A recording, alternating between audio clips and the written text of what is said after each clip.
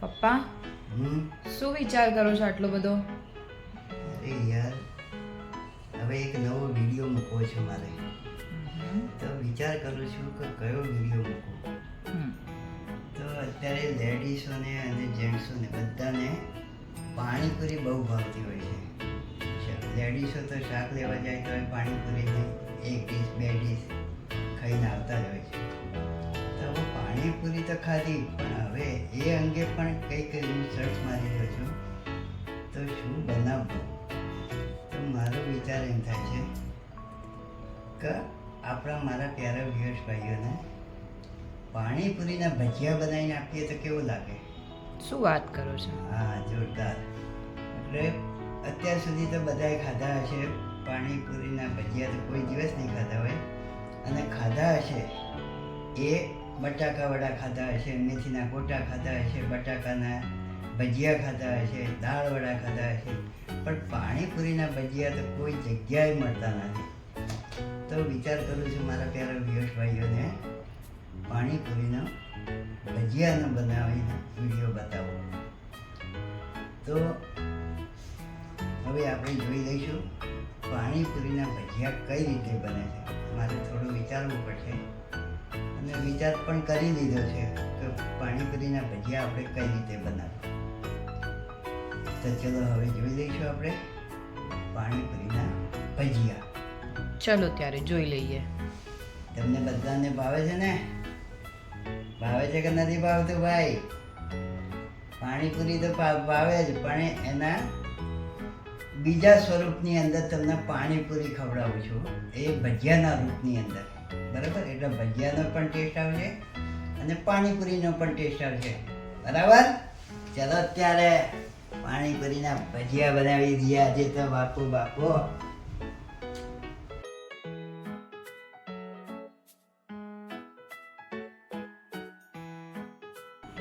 હર મહાદેવ. આજે પાણીપુરીના ભજીયા બનાવીએ છીએ. બરાબર નરેન્દ્ર કાકા? તો પાણીપુરી તો ખાધી તમે બધાએ, પણ હવે નવા સ્વરૂપની અંદર પાણીપુરીના ભજીયા બનાવીને હું તમને ખવડાવું છું. તો જોઈ લઈએ આપણે એમાં શું શું રેસીપી જોઈ છે. જેટલી ભજીયા બનાવાય એ પ્રમાણે પૂરી લેવાની છે. પાણીપુરીની પૂરી છે. આ બટાકા જ લીધા છે, બાફેલા બટેકા છે, છાલ ઉતારીને તૈયાર રાખે છે. આ કોથમીર અને ફુદીનાનું પાણી છે, અને આ ખજૂર અને આમલીની ચટણી છે. પછી આ છે આપણે કાળા ચણા આવે છે, એ મેં ગઈકાલ રાત્રે પલાળીને અત્યારે મેં બાફીને તૈયાર રાખ્યા છે. અને આ બેટર લીધું છે, ચણાનો લોટ છે, એનું આપણે બેટર બનાવવાનું છે. આ કોથમીર છે, આ કાંદા લીધા છે, ડુંગળી, અને આ છે આપણે પાણીપુરીનો મસાલો, અને આ પાણી. તો હવે આપણે શરૂ કરીશું પાણીપુરીના ભજીયા, નરેન્દ્ર કાકાના સ્પેશિયલ. ચલો ત્યારે. તો હવે શરૂ કરીશું આપણે રેસીપી, કઈ રીતે બને છે પાણીપુરીના ભજીયા. તો સૌ પ્રથમ આપણે ચણાનો લોટ લીધો છે ને, એનું બેટર બનાવવાનું છે. અને બેટર એકદમ પાતળું નથી બનાવવાનું, થોડું થીક બનાવવાનું છે. એમાં થોડી હળદર નાખીશું, થોડું લાલ મરચું નાખીશું, અને સ્વાદ અનુસાર મીઠું નાખીશું.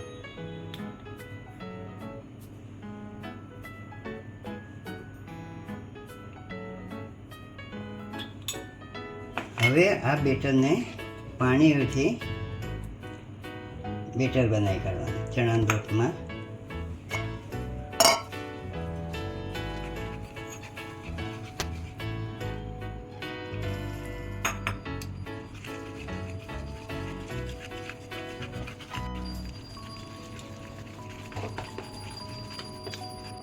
હજુ ઠીક છે, જાડું છે એટલે હજુ પાણી નાખવું પડશે.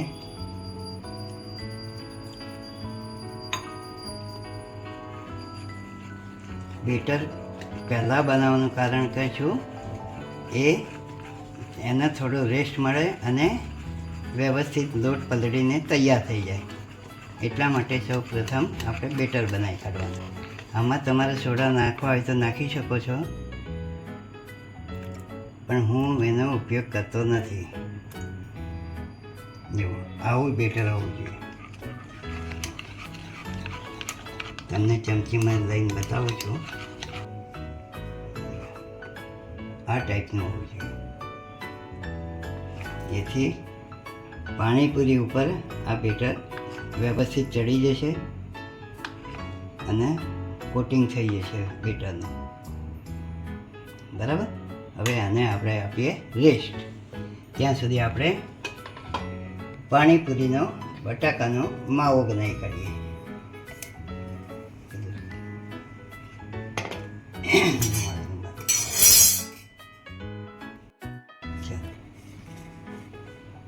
હવે આ મેં બટાકા બાફીને તૈયાર રાખ્યા છે, તો હવે એનો માવો બનાવી કાઢીએ. એને ક્રશ કરી નાખવાના છે. હાથેથી કરો કે ભાજી પાવનું જે આવે છે ને એનાથી કરો તો પણ વાંધો નથી. હું હાથેથી બનાવીને તમને બતાવું છું.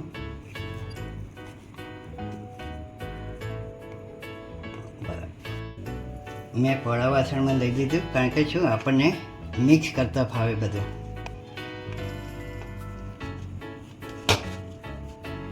મિક્સ થઈ ગયું બરાબર. માવો બનાવી કાઢવાનો. પછી એમાં નાખવાનું આપણે બાફેલા ચણા, કઠોળના જે ચણા આવે છે ને એ નાખવાના છે. આપણે જોઈએ એ પ્રમાણે લઈશું.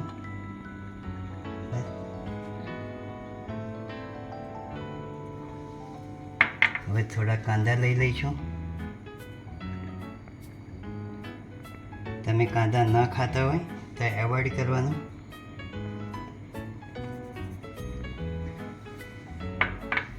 હવે આને પાછું મિક્સ કરી નાખીએ બરાબર.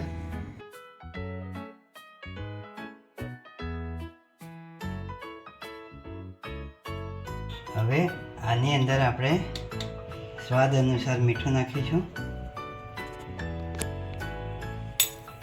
અને થોડો ચાટ મસાલો આપણે પાણીપુરીનો મસાલો નાખવાનો, જેથી એનો ટેસ્ટ આવે. બરાબર.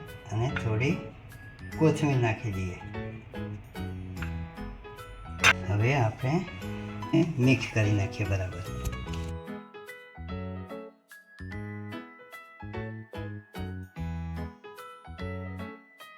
અત્યારથી જ પાણીપુરીની સુગંધ આવી રહી છે. પછી ભજીયા બનશે તો સોનામાં સુગંધ ઉમેરાશે. માવો બરાબર તૈયાર કરવાનો, તો જ ટેસ્ટ આવશે તમને. હવે પાણીપુરીનો ટેસ્ટ લેવા માટે આપણે આની અંદર આપણે કોથમીર અને જે પાણી બનાવીશું ને કોથમીરનું આનો એ પાણી એડ કરીશું. અને હવે નાખીએ આપણે ખજૂર અને આંબલીનું પાણી.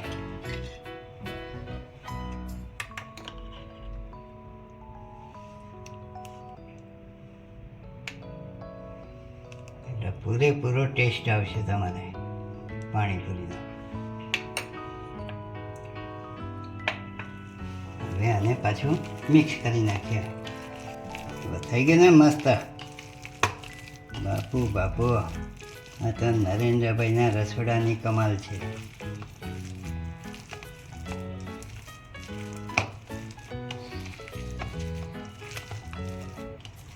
મારા જન્નાબેનને છે ને એને પાણીપુરી તો બહુ જ ભાવે.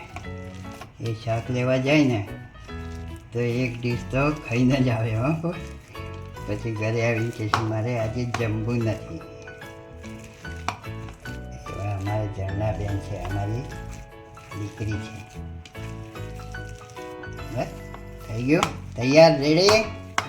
ચલો ત્યારે હવે તૈયારી કરીએ આપણે આગળની. આપણો આ બટાકાનો માવો તૈયાર થઈ ગયો છે પાણીપુરીનો. અને આ પાણીપુરીના જે પૂરી હતી ને એને મેં ઉપરથી આ રીતે તોડીને તૈયાર રાખી છે. હવે આની અંદર આપણે આ માવો ફિલ કરવાનો છે, એટલે કે ભરવાનો છે માવો. તમને હાથેથી ફાવે હાથેથી, અને આ રીતે ચમચીથી ફાવે તો ચમચીથી આખું ભરી કાઢવાનું. ચલો હાથેથી ભરીએ આપણે. હાથનો સ્વાદ આવે ને તો બહુ ટેસ્ટ આવે. બરાબર, આ રીતે બધી પૂરીઓ ભરી કાઢવાની. આ રીતે આપણે પાણીપુરી જે છે ને એની અંદર પૂરીની અંદર આ રીતના માવો ભરી કાઢવાનો. બરાબર. હવે બીજી પૂરી તમને કરીને બતાવો.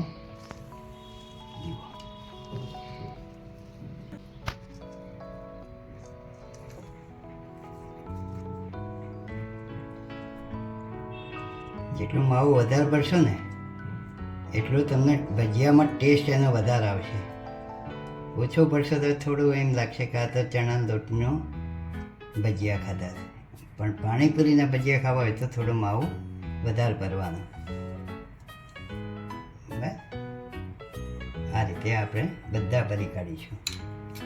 ત્યાં સુધી હું પછી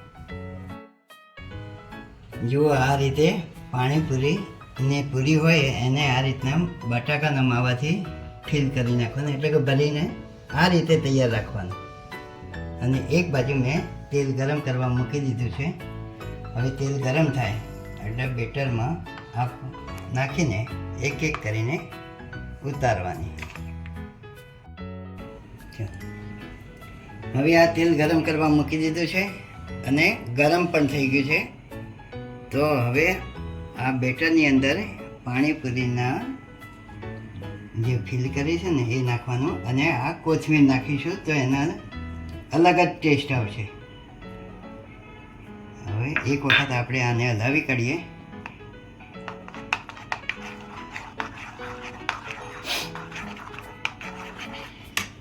નાખી દઈએ, બધી કોથમીર નાખી દઈએ. બરાબર ને?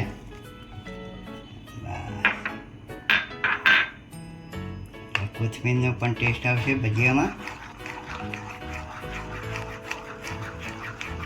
હવે આ જે પાણીપુરી ફિલ કરીને રાખી છે ને ભરીને, એને આપણે આની અંદર ડીપ કરવાની છે અને ઉપરથી આમ કરી દેવાનું. અને હવે આને આમ લઈ ગરમ તેલમાં નાખી દેવાનું, એટલે પાણીપુરીના ભજીયા રેડી. એ રીતે આપણે બીજી પણ નાખી દઈએ.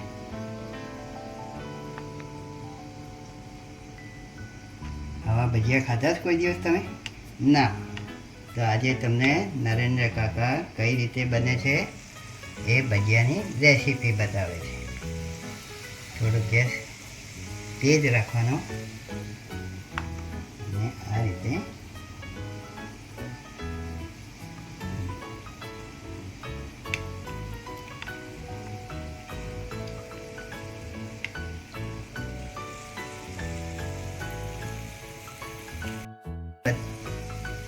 હવે આ રીતે આપણે બધા ભજીયા ઉતારી કાઢવાના પાણીપુરીના. બરાબર.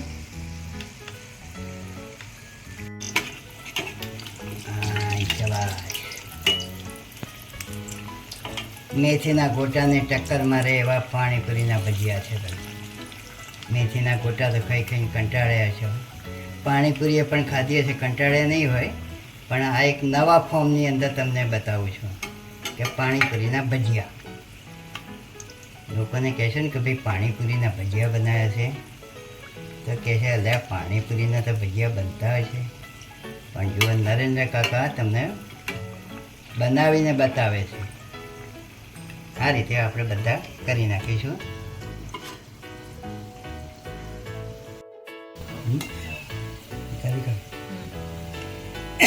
જુઓ, આ રીતે થવા જોઈએ. હવે આને આપણે બહાર કાઢી નાખીશું. બરાબર. થઈ ગયા બટાકાવડા જેવા. આ કોઈ કહે પાણીપુરીના ભજીયા છે, પણ છે અસલમાં પાણીપુરીના જ ભજીયા. આ રીતે આપણે બધા પાણીપુરીના ભજીયા બનાવી કાઢીશું.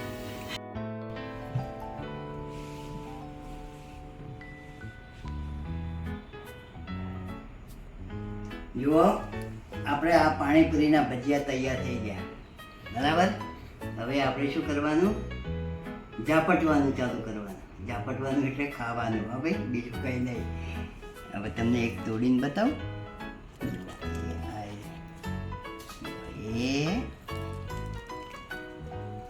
આઈ શાબાશ હે, કેટલો મસ્ત છે અને ખાશો તો એનો ટેસ્ટ પણ જોરદાર છે. તો હવે તમે પણ આ રીતે બનાવજો અને ખાજો અને કોમેન્ટ પણ કરજો પાછા. અને લાઈક શેર અને સબસ્ક્રાઈબ તો કરવું જ પડે ભાઈ, નકર આ નરેન્દ્ર કાકા પછી આવી રેસીપીઓ નહીં બતાવે તમને, બરાબર. આ મફતમાં હું તમને બતાવું છું. તમારે ટાઈમ તો એનો ભોગ આપવો પડે. અને એક ફિંગર છે ને, આ ફિંગર એનાથી આમ લાઈક કરવાનું, શેર કરવાનું અને સબસ્ક્રાઈબ કરવાનું પાછું, બરાબર. તો હવે નેક્સ્ટ રેસીપી સાથે આવશે નરેન્દ્ર કાકા નેક્સ્ટ ટાઈમ, બરાબર. ચાલો ત્યારે હવે શું કરીશું આપણે? હર મહાદેવ.